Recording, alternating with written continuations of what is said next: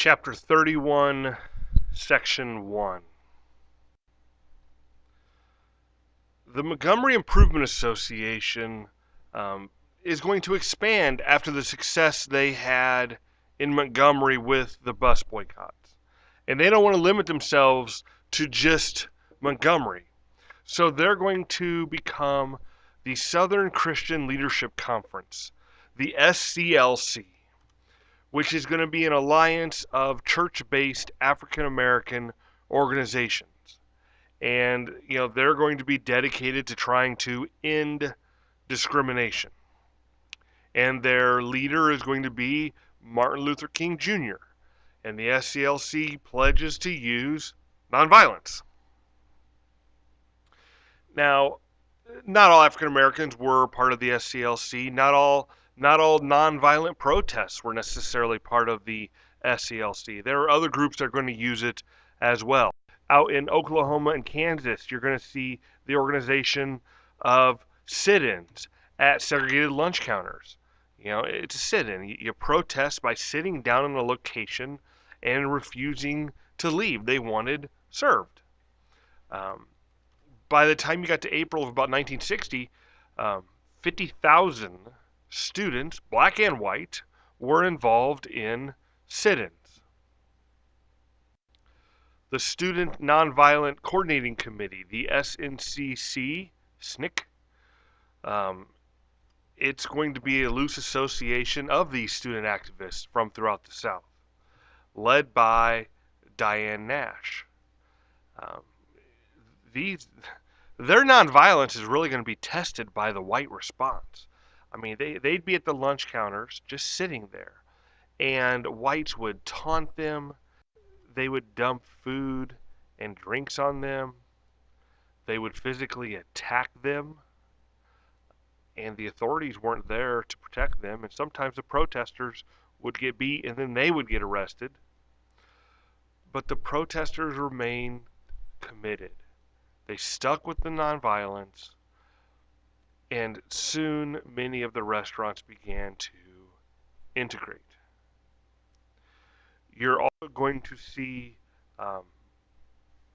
a northern-based civil rights group known as CORE, the Congress of Racial Equality. They were inspired by what they saw with these sit-ins, and they decided they wanted to do something. Well, in December of 1960, the Supreme Court is going to rule that segregation in interstate travel facilities is illegal. When we say interstate travel facilities, we're talking things like bus stations and stuff like that.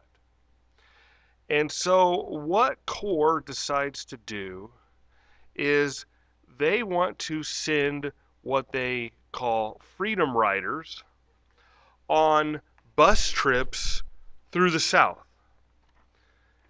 They want to get an integrated group, blacks and whites together, and go on a bus trip. Draw attention to the fact that the Supreme Court's ruling was being violated. The Freedom Riders are going to face violence as soon as they enter Alabama. A white mob is going to firebomb one of the two buses. And then as protesters try to escape the bus, they beat them. And then as they went to the hospital to get treatment, the protesters followed to try to prevent them from getting to the hospital to get treatment. When the other bus gets to town, others are going to be severely beaten. There was a white gentleman that was severely beaten, as you can see there. Police were never sent to the bus terminal. And actually, the Freedom Riders were blamed for this violence. Things were fine till you guys got here, and then violence breaks out. It's obviously your guys' fault. The Freedom Riders are going to continue on to Birmingham, Alabama, where they are arrested and basically sent to the state line. Get out of Alabama. They go back to Birmingham. By this time, the Attorney General, Robert Kennedy, is going to be on the phone with the governor of Alabama, John Patterson. And Bobby Kennedy basically pushes him to protect these riders. And Patterson agrees, probably reluctantly, to protect these freedom riders as they go through Birmingham. The freedom riders make it through Birmingham. They make their way now to Montgomery, Alabama, where they're met by a mob. JFK has to send in federal marshals to protect the riders. The riders continue on. The protesters carry on. They finally make it to Jackson, Mississippi, where they are arrested. Other protesters will carry on from there, but the freedom ride is basically over. And they're getting their point across.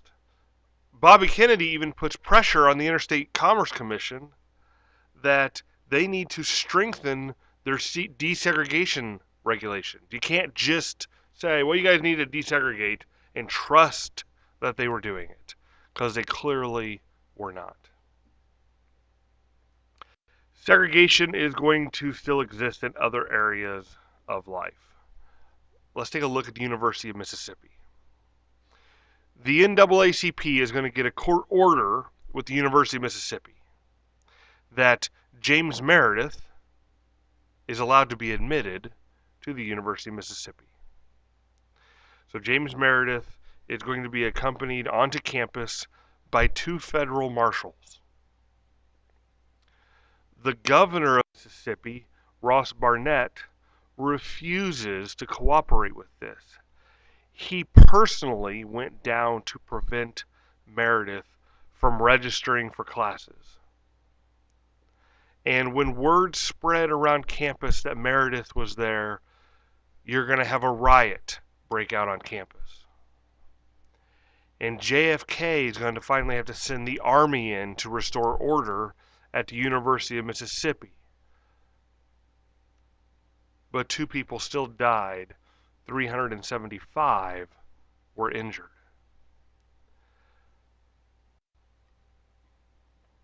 Meredith is going to attend school for the rest of the year with armed guards, and he graduates from the University of Mississippi in 1963.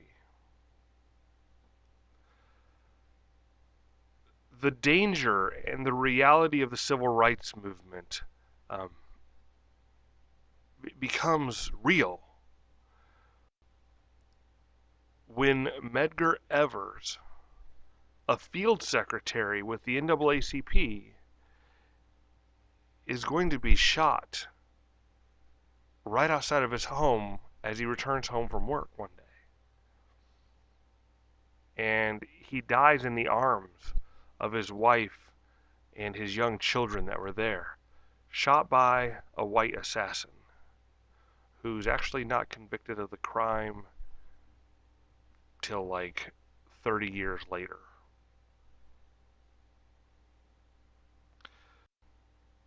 There are going to be cases where nonviolence doesn't work. Let's take a look in Albany, Georgia. In Albany, Georgia, there's going to be some nonviolent protests in 1961. The chief of police, Laurie Pritchett, is ready. He said he's simply going to fill the area jails. Not going to beat him, not going to hit him, just going to quietly arrest him, and that's that. He called it meeting nonviolence with nonviolence. The protests are struggling, so King comes and tries to revive the protests, allows himself to be arrested, and then they release him. If there's no violence, is there anything for the media to report on? The media wants a story.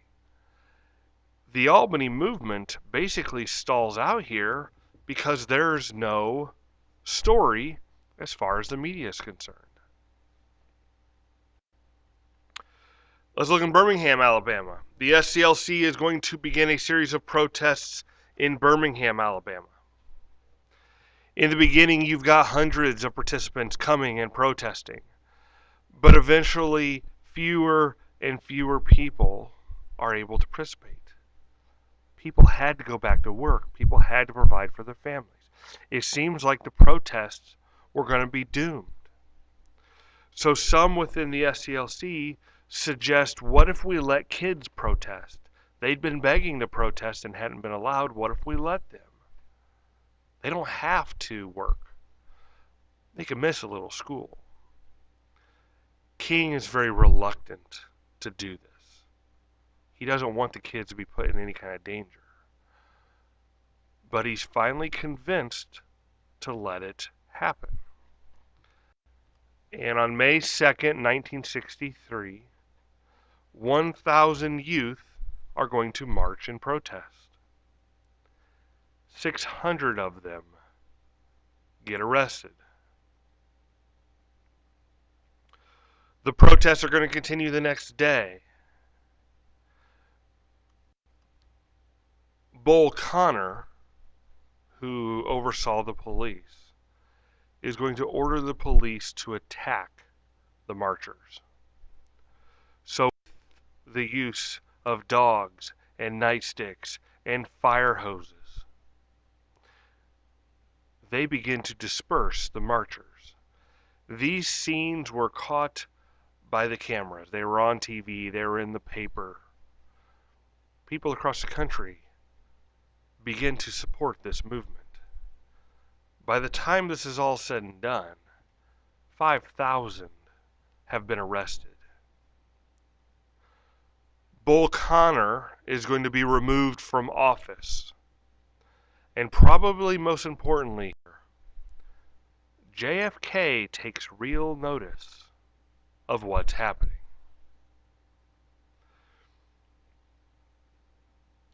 JFK wants Congress to take some action. Summer of '63, JFK wants Congress to take some action, and to try to draw attention to this fact, you're going to have the organization of a March on D.C., trying to build support for the civil rights.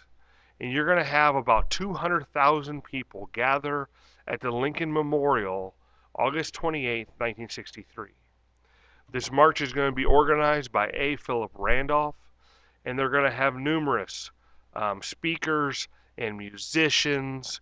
And this is where King is going to give the final speech. This is where King gives his I Have a Dream speech. This is King's, his vision of what the U.S. could be, what the U.S. should be. This march is a huge success. It really raises people's hopes.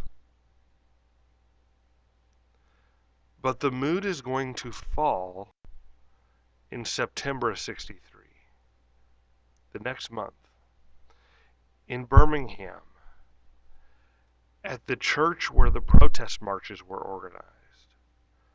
A bomb is going to be set off, killing 4 young African American girls getting ready for Sunday school.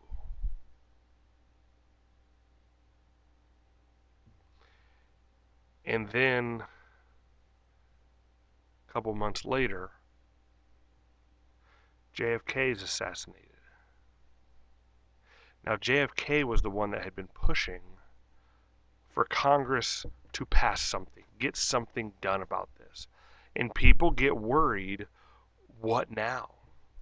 With Johnson, a Southerner, as president, will the push be there?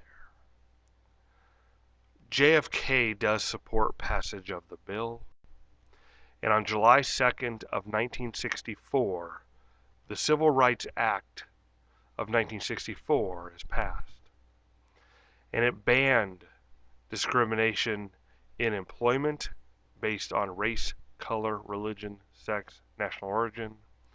It outlaws discrimination in public accommodations, like hotels and such. The Justice Department is given the power to sue to end school segregation, and it's going to remove some of the voting registration restrictions.